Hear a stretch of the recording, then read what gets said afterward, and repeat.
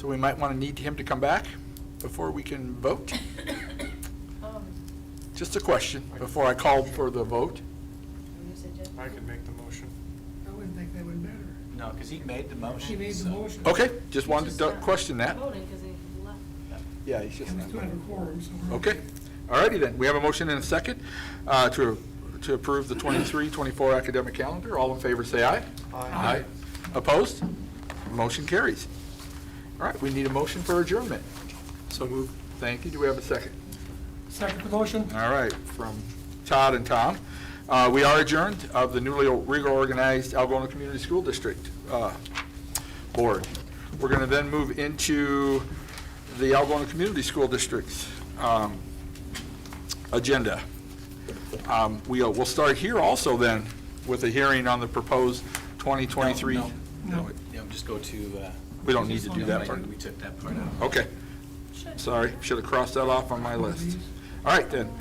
We need a motion then to approve the Yes, that's agenda the for the Algona Community School District. So moved. Thank you. Do we have a second? Second the motion. All right, Tom and Andrea. Any further comments? Hearing none, all in favor say aye. Aye. Opposed? Motion carries. We currently don't have any hearing to delegates or communications to the board, so we'll move then on to the consent items you should have received in your packet on Friday. Yep, and you'll see that there is a few more bills that weren't on our current, we received invoices. The financials for the month are routine. I will go through a financial review as part of my report of year-to-date finances through January. Okay. What is VEX Robotics? That's the computer science grant. It's all over Yeah. last spring. Okay. Yep, we got a computer science grant for it. It's for our robotics class in 8th grade. Good. Some things that they've purchased for that. Okay. All right, any other questions or comments on the consent items? We'll get all that money back. Good.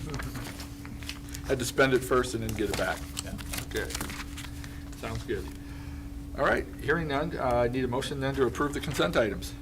Make a motion to approve the consent items. Thanks, Andrea. Do we have a second? I will second. Thanks, Jay. We have a motion and a second. Any further comments? Hearing none, all in favor say aye. Aye. Opposed? Motion carries.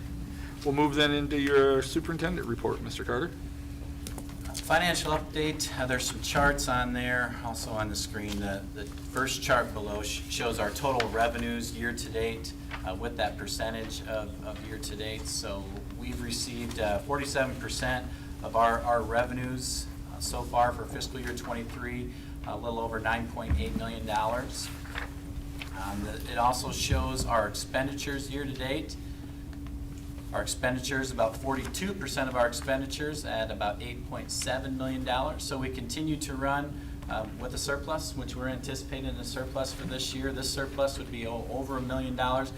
We do not anticipate finishing with a surplus that large, but you can see our 47% of our revenues and only 42% of our expenditures. So there will be a surplus we're anticipating, but it won't be $1.1 million. It'll be smaller than that.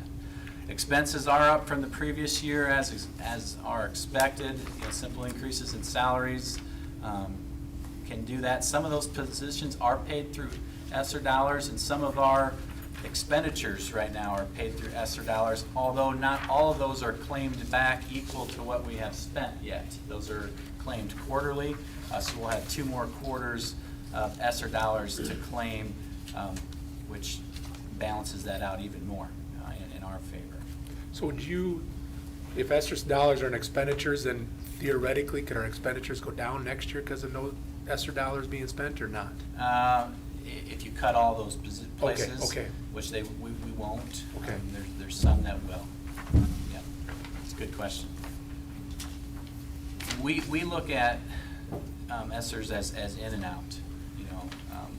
We spend what we bring in revenue-wise, although they're not reflected in here that way. Right now, they're just reflected out. Not all of them, but we'll have more to come in quarter 3 and 4.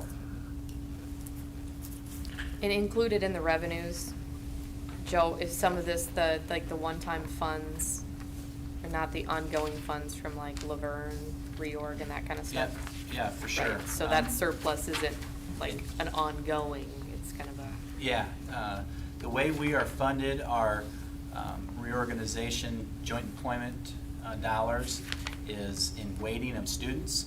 We get an additional 129, I think is what our weighting is, something like that.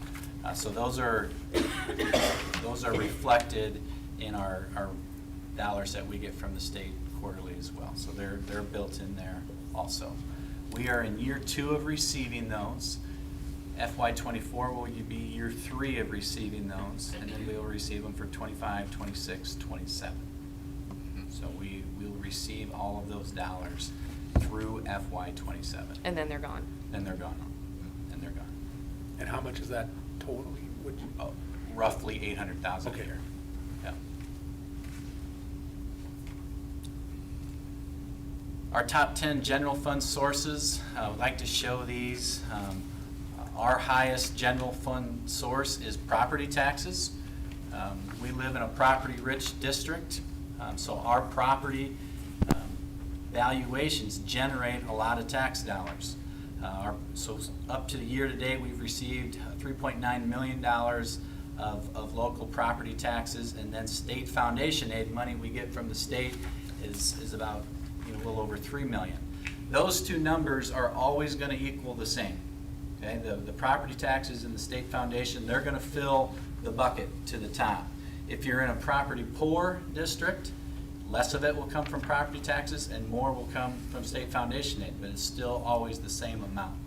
So, so in a district like ours, where we have very valuable land, a lot of farmland, the majority is always going to come from property taxes. There are many districts in the state that are the opposite, that they always get the majority from state foundation aid, just because of the valuations of their land. Going down, there's a couple bar graphs that show our year-to-date revenues in comparison to last year to this year. The blue is last year, the purple is this year. This is the revenue graph. So, we would expect our revenues to be slightly above this year than last year from local property taxes, as well as state that we just talked about. And the same thing in our expenditures. We would expect our expenditures this year to be slightly above the expenses from last year.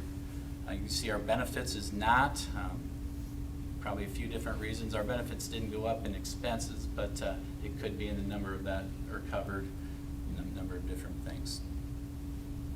The final chart is our general fund unspent authorized budget. These are some things that you look at to measure the financial health of the district. So the first number I want you to look at is, again, our total expenditures of a little over $20 million is what we're projected to spend for fiscal year 23.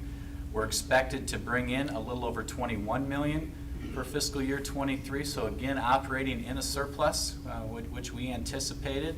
Our board goals are to have a UAB ratio of at least 10%, and the Iowa Association of School Boards would say 5 to 15 is in that acceptable range. We're projected to end at 13.4, so right in between, right where we want to be in our UAB ratio. There's a lot of numbers in these things. I try to highlight things I think that are basis for our financial health. Having revenues higher than expenditures, that our unspent authorized budget ratio is in a healthy place, which ours is. Everything, it looks good.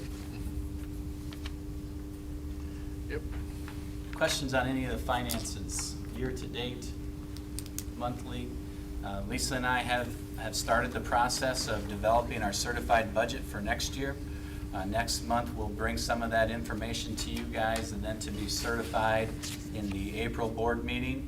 It's different this year because we've taken another district and brought them into there. So as most of you know, we always when we certify the tax rate for Algona as well as the former Titanca. We'll now certify a tax rate for Algona, the former Titanca, and the former Laverne. Those are 3 different tax rates that we look at We try to make that as simple as possible, but it can be confusing.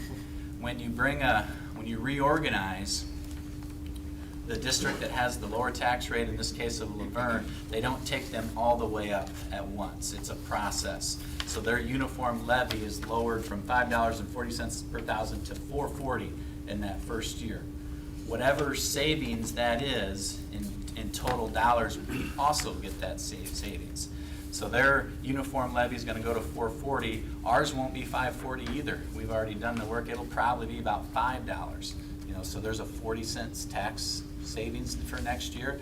Now that's gonna go up in the 3 years, but we're certainly looking at a tax rate for FY24 that's lower than what we've had the previous couple of years. And we'll talk more about that in March. One more thing just to think about, sent this out in the memo on Friday. We would like to set up a 90-minute work session with the board to discuss future facility needs. SiteLogic has been doing a facility study on the district. They would come and kind of report those findings to us. Let me know if March 23rd works or not. We need about 90 minutes, and if it does, we'll work to get that scheduled. Are you thinking the evening that day, or? Well, whatever we need to do, whatever works for you guys to. Is that a Monday? It's Thursday. Thursday, yep. Yep.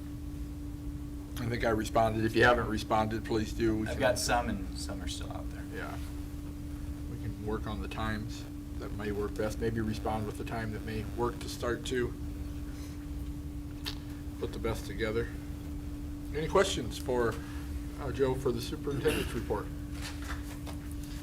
All right, we'll move on then to our administrative report. And tonight we have Mrs. Eischen with us to talk a little bit about our data. She's kind of our data geek. She always comes and talks about a lot of data. She's not going to give you new data. I'm not even gonna give you numbers. She's just going to tell how we use it. I know. Sorry, I'm ready to go. Yeah, okay. So usually I show you numbers. I'm not gonna show you numbers this time. Instead, gonna show you a little bit of a process that we're using with the numbers that we look at with some of our data. I've shown you this before, kind of that idea about how we put all the pieces together for database decision making. And a big part of it is kind of the description that goes with it. So Mr. Carter, if you click, we don't collect data, or we don't give assessments just to give them, because nobody wants to do that. Students, teachers, none of us do. But we do want to check to see what we need to do to improve students' learning and therefore improve teachers' teaching, because both of those things go together. And then we also look at it to assist in improvements across the system. And that's a little bit about this process that we kind of looked at this year for what do we want to use some of our data for. So that's what I'm going to share with you. So no numbers, instead I'm going to show you Legos, because Legos are fun to play with. This is what data can look like. But when I usually show you things, I've sorted it. I've taken all those individual pieces, sorted them out, and then eventually I've put it together and arranged it. Those are usually what I show you on things like graphs and different charts, so we can see it and it's presented visually. But one of the pieces that if we just stopped there, that wouldn't tell a story. We have to explain the data and put it in context. And last year spent a lot of time kind of sorting, arranging, presenting it, but now it's kind of time to tell a story. And so that's where we're kind of trying to go this year. So we started that with our district leadership team. So our district leadership team meets once a month. That's our administration and our instructional coaches. And we kind of have a purpose on that team to look at things for the district, goals, initiatives. It's kind of where we talk a little bit about professional development, but we also said that we wanted to have one data source be kind of the data source that team used to look at, kind of make decisions on. So we decided that main data focus would be the Iowa School Performance Profile, which Mr. Carter spoke a couple months ago, maybe last month even, a little bit about our performance profile. We get that every year, and it comes kind of from three big data sources: the ISAS, which is our spring assessment, some post-secondary readiness data, and then the conditions for learning survey that's given to students. So those are the three parts that kind of make up that performance profile. So we thought that's a great thing for our leadership team to do. So we took it a little step further this year and said, well, what if we really dug into just that ISAS data, the statewide assessment of student progress? And so we really wanted to have that team look at some data over the last 3 years, just look for some notice and wonders, because we really wanted to see, what's this telling us? Is there something that we need to find out more about? Are there holes? Are there gaps? What's it mean in our story? So we did that and had, we looked at a lot of it. I had it all sorted and analyzed, and we all looked at it in a meeting, and what our big takeaways were we wanted to have a district focus on math, because we noticed a few trends, we noticed some things that had us curious, and so that's what we decided to do as well. Let's do a district focus on math. So they kind of asked me, how would it look if we put together a process for how we would look at a district focus on math? So I kind of created a little process and protocol for mining math and to reflect and make some next steps. And so finally, after we put that together, we did that to kind of come up with what's our math story. And so if you click on that link, Mr. Carter, that will kind of take you to what that document is. And we are not going to go through all of it. I'm just going to kind of give you the highlights of what we kind of did, and it worked out really well because the middle school math team was already meeting to kind of look at some things, and so we were able to do this with the middle school math department. We've done most of this with the elementary last year, as they were kind of the newest to get into a new curriculum. So we start with data norms, as we always do, but we basically went through that kind of step one of what's our ISAS data been telling us. And then step two was I pulled out just math data across the district. So like the middle school was able to look at 3rd grade math and 4th grade math and 5th grade math, and I pulled all of that apart by geometry, all the subgroups that are part of that test, and there was 5 main ones. So they looked through that, kind of had some notice and wonders. They came up with some really great questions that they were curious about. So then we went into, well, what is this test that we even give? Because the creators of the ISAS, this isn't an I got you assessment. They give us really good materials to better understand what's on this assessment, because we don't want kids to do poorly just because they didn't know how to take the assessment, not even just the content. So we looked at some things for understanding the math ISAS, because it's all aligned to our core. And then from there, they even gave us some really nice pieces this year. Each one of those grades shows us actual questions from the ISAS from 2019 and answers that kids selected. They call them distractors. They were excellent to go through and really let the teachers go, okay, why did kids choose A? The answer is B. And they had some really good conversations. Oh, the kids are gonna think that this means parallel lines or this means parallel lines. So they really kind of dug into looking at students' thinking on how they're approaching it, because that really gave them some insight to some things that they might want to do in their own teaching. And then finally, we looked at where that kind of all falls within our curriculum. So we're all using illustrative math, K through 12, and so we wanted to kind of see where does that fit with what we're implementing, and put it all together with a little bit of an alignment check. Is what we're teaching aligned to our core standards, which is aligned to the assessments that we give, and how can we assure that that's happening? And so this is kind of one way that we put together a process to check all of that and to actually use the data and not just look at it or admire it or get frustrated by it, but put it into action. So if you flip back now to the slides, Mr. Carter, some takeaways, you can click like twice. Couple takeaways, the middle school, they spent a whole day kind of really digging into this, and we came up with some really great assurances that they really feel that their curriculum contains all the practices necessary for mastery. It's aligned to Iowa Core, and therefore it's aligned to ISAS, so that felt really good. Sometimes you feel it, but we actually know it. We kind of substantiated that. They did decide, though, maybe a few tweaks to some of their unit progressions. They found the majority of stuff on the ISAS actually came in their last 3 units. And so they're kind of shuffling they're kind of replacing one unit, just doing it a little bit sooner to make sure that all of that content has been covered. Especially this year, we've had a few breaks, with weather delays. They had some really good discussions about those test questions. It really gave them an insight into how kids approach the thinking through of taking some of those tests. We actually were able to come up also, we have some pre-K through 8 math beliefs, which is really great because that kind of centers us and those align with our core values, which is great. The high school is going to be completing the same process in a few weeks, just when we can find subs and find coverage for our high school guys. And then we will kind of do the same thing with high school. And then we have a couple pieces of this to do with elementary. Otherwise, we will have kind of looked at district math and kind of told a little bit about what our story is from some of the data pieces that we have. So no numbers, just a little bit of a process about how we use the data, which is kind of harder, to be honest. It's easier to collect it and organize it, but. Any questions? Any questions? So does everybody use the same illustrative or however you said? Illustrative math, yep. So does everybody K-8 use that or K-12?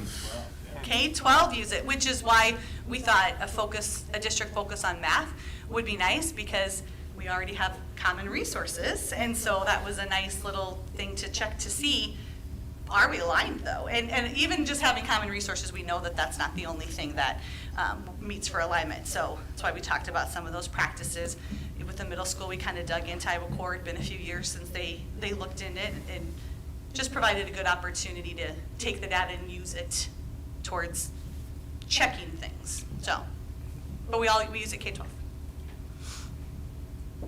Anything else? Well, Janie, I appreciate all your efforts and all the updates, so thank you. All right, we'll move on to new business. We begin with our teacher associate wages. Our teacher associate wage, has fallen off. We're struggling to be competitive with rates in our community, rates throughout the region. In January last month, we approved an increase in wages for all of our food service staff, and we'd like to look at a similar process for our teacher associates. The increase would be one that's effective immediately. This isn't their negotiated raise for next year. This is for right now. We would still have a negotiation period for next year. This cost, the total cost of what I'm going to recommend tonight is about $80,000 for a half of the school year. So $160,000 for a year. We can afford an $80,000 increase because of that surplus that we looked at in our financial review. That's why we can do this now, and I think it's the right time to do it. What we would do is everyone in the district and I'll show this to you guys. Your models going forward have 160 approximately or greater increase then? Yeah, so we've built these into our forecast Okay. to make sure they're sustainable. We can see the surplus, for this year, but built it in to make sure it's sustainable, and we can do this. Our increase would be to take the gray is where they're currently at, so every associate who's making $11.15 an hour would move to $13 an hour. That's the same place we moved our food service staff to last month. That would be a 16% increase. My increases, keep in mind, I round, they're close, but 11.21 increase to 13.15, 17% increase. 11.43 to 13.35, 17% increase. And you can see as it goes down, the highest current associate wage, 16.67, would go to 17.15, which would be a 2% increase. So it's anywhere from a 2 to a 17% increase for our teacher associates for right now. You think about negotiations and that increase on top of that, in a 6-month time period, we would increase all associates, somewhere between 5 and 20%. Also, we do pay full benefits for all of our associates. We value our health insurance benefit alone at like a $6 to $7 an hour over $10,000. So that would make our starting wage, equivalent of about $20 an hour. And when you say effective immediately, what date would you, I mean, like? January 2nd. January. Yep, yep, because they haven't been paid all the way back to January 2nd, so any hours they haven't been paid for this year, Okay. it would be retroactive to that, which is January 2nd, half a year. Okay. So, Joe, is it fair to say that probably some more of our senior individuals fall into the higher tier of compensation, and maybe the ones that haven't been here as long? I'm making some assumptions here. I don't know if that's true. Those are accurate assumptions. You know, you could, you know, depending on increases when they happened, when they were hired, you know, a 10-year person could be, you know, somewhere around this 1347, for example. That's where this is tough. You know, we narrow a gap. You know, we narrow it a lot, and that's tough. And I know it's really tough. Right now, as a district, this is something we need to do to get the best people here to work with our kids. We have to kind of narrow that gap. To be as fair as we possibly can, we want to give something to everyone, but it is less for the higher waged staff. And I know this is hard you want to reward people who have been here, and also attract and retain people, but also attract new. But as we move forward, and look, our lower entry points are not competitive whatsoever. They So aren't. We have to make those competitive while still making our upper levels still attractive. You're right, Jay. There's a couple different things we looked at. One, can we take everyone and raise them $1.45 like we did in 11, 15 to 13? That cost about $250,000. You know, we couldn't do that. That's not sustainable. Or could we do that in a year? So that's one option we looked at. We couldn't do it. Another option, just simply raise the first year to that competitive wage, more competitive wage of $13 an hour. But then we're leaving out people who are valued employees to us, and we wanted to do something more for that, which led us to this model, which is getting that competitive wage, giving everyone something. You know, it's 2% for the highest, probably close to 5% when we negotiate. You know, so a 5% increase in a 6-month period is good. You know, this is an elephant we're trying to eat. We can't get it all in this bite. We just got to keep trying to do what's best for our people. So we've received several letters and emails from people that were respectful, but talk about just that as far as, you know, if you've been here, it's kind of a slap in the face a little bit, you know, and I think we all understand that, but, I mean, this is something where the Teachers Associate Union could come to negotiations and could say, okay, you gave a 16% increase and you got it at 13%. Let's leave the entry wage at 13%, they could negotiate for higher at the back end, right? They could negotiate. They could do that to make it. Yep, they could negotiate how you know, I met with their leadership probably close to a month ago about this type of proposal. They were very supportive of this proposal. We talked about, we knew it didn't give it as much to the most senior people, but they also knew for us to hire the best people possible, we had to be more competitive in our market, more competitive in our community. So they were supportive of this. Going into negotiations in the coming months, Brent, I think you're right. They can negotiate that different ways. In the last 3 years, we have negotiated equal raise for all. You know, we do that based on a percent. You know, if 3% is 47 cents, we give everyone 47 cents, which percentage-wise is, you know, bigger at this end than it is here, similar to this. Well, I'm just curious, you kind of, there's different steps or groupings, and all. It went 13, 13, 15, 13, 35, and you have several at 1350. Why did you go just 1350 instead of like 1342, 1350, 13, you know, just kind of stagger those a little bit? Yeah, no Okay. just- great reason other than just how we created the model. Yeah. We adjusted some of them, you know, we put these levels in place. We were a little bit off in, you know, the percents, you know, so we made it so it did stair, which really what we're trying to do is create a stair, which we ended up getting in the end. So, Joe, should we be looking at this as a wage adjustment? And then there Yes. also will be, with negotiations, potential for Yes, something we would do absolutely. annually? This is a wage adjustment being made by the district for this group. Okay. Not something we've negotiated and not part of their raise for next year. So we can do all this with no because they negotiated earlier, we don't have to do Right. anything. Nope. We're allowable to do this. Okay. And I was under assumption earlier is, I think it's great that we are giving everybody a wage increase because it's needed. But I was under the assumption that we were mainly focusing on those first to try to attract new people.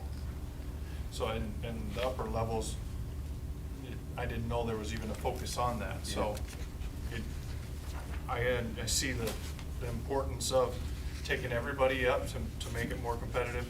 But our main focus was drawing and continuing to be able to hire quality people. Yep, absolutely. Yep. Well, I think if you look, what's coming up in our contracts, but I mean, we're able to hire 4 food service with the new wage Yeah, adjustments we made that we this- made last month. This increase last month in So- food service, we hired 4 of them in that. And we're last probably month. as close as we've been to full staff there in We're a within long, one. a long We have time. not been fully staffed in 3 years. So, I mean, we know that it's helping. It may not be, It's helping. it's definitely helping.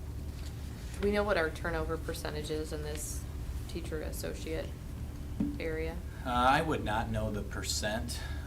We certainly have turnover. You know, we are, mentioned food service hasn't been fully staffed in 3 years. Teacher associates, we have not been fully staffed in the same time. Mr. Cecil's building for sure has not been fully staffed in 3 years. Currently is not fully staffed. So there is turnover and we have a hard time in attraction as well, for Yeah. sure. That would be something nice to kind of know and understand as we move forward and do these, Yeah. like to see what, you know, our fully staffed and probably turnover rates Right. look like going forward and historically. I'd like to motion to approve Okay. the wage increases as presented. And I would just make a comment that negotiations are coming up, so those that have reached out to us that have concerns about the higher wage, that's certainly something that we can talk about at negotiation time. So I would motion to approve as presented. Thank you, thank you, Brent. Do we have a second? I'll second I will that. second the motion. Okay, thanks, Tom. Do we have any further discussion? All right, hearing none. All in favor of presented wages, say aye. Aye. Opposed? Motion carries. Approved, do we have to Bank then? deposit, yeah. We just skipped the approved because we've Yeah. already did that, Yeah. right? Yeah. All right, we're going to move on then to the bank depository resolution update. So each July, the board always adopts resolutions for depositories. All of the banks are set for a maximum of $5 million. In October at Iowa State Bank, Lisa found that between our 3 funds, general nutrition and activity, which are at Iowa State Bank, there were times that our balance was over the $5 million maximum, so that we, about $300,000. So we think it's best, we will probably get a note for that in our FY23 audit, but it's a good idea to update the maximum now. So this is a resolution to increase our maximums at Iowa State Bank, Farmer State Bank, and Northwest Bank to $8 million. The resolution is there. It's also in green in your general information that we need to provide, and that will be roll call, right? We'd need the resolution read as it is in green. As it is in green, And then we would then do a roll call vote on this one, right? yes. So, questions or comments first as we move forward? I think this is just a precautionary thing and. Do we need just to so read have red and it. green, or they just need to?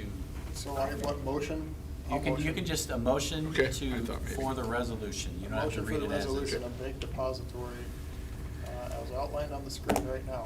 Yep. 8 million, 8 million, 8 million, and 15 million. All right. We have a motion, Brent. Do we have a second? Thanks, Gloria. We have a motion and a second. Any further discussion? Okay, we'll move into the roll call. Limbaugh. Yes. Davis. Yes. Owen. Yes. Mawadgy. Yes. Mincy. Yes. Yujit. Yes. Bartuck. Yes. All right, motion carries. Why do Thank you have to roll call for that? It's a resolution. All resolutions need a roll Yeah. call. Okay. Okay.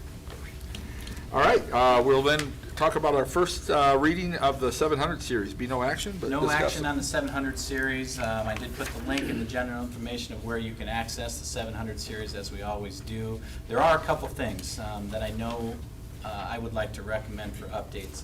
One is Board Policy 705-3R1, which is payment for goods and service. We have that. Ours is not very specific on what Lisa can pay without board approval. So it would just, if we could be more specific, to have approval for verified bills, reasonable necessary expenses, shipping, postage, printing, rent, salaries, invoices, any other expenses that were already approved by the board. I think that would be good. So that'll be something that we look at. Also, we do not have current use of public student activity funds. But I think that would also be good, and these are things that the auditor will like. You know, these are updates to our current policies, that we can use public student activity funds. That would be like fundraising dollars, for example, that we can use those for activities and supplies that support the team, for their morale, their cohesiveness, so anything towards the team, not just uniforms, for example. That it could include food and meals. It could include day-to-day operations of the program, and list those specifics out. That would be general practice for us, but it would be good. Our auditors would certainly like that would be in current policy. So those are some of the recommendations and updates to 700 series that we'll bring next month. Okay. All right, please take a chance to look at those in the link so we can be Yep. discussing and voting next month on those. Before we go, who Yeah. was the second on the resolution? Brent was the first, Gloria was the second. Oh, you were. Yep.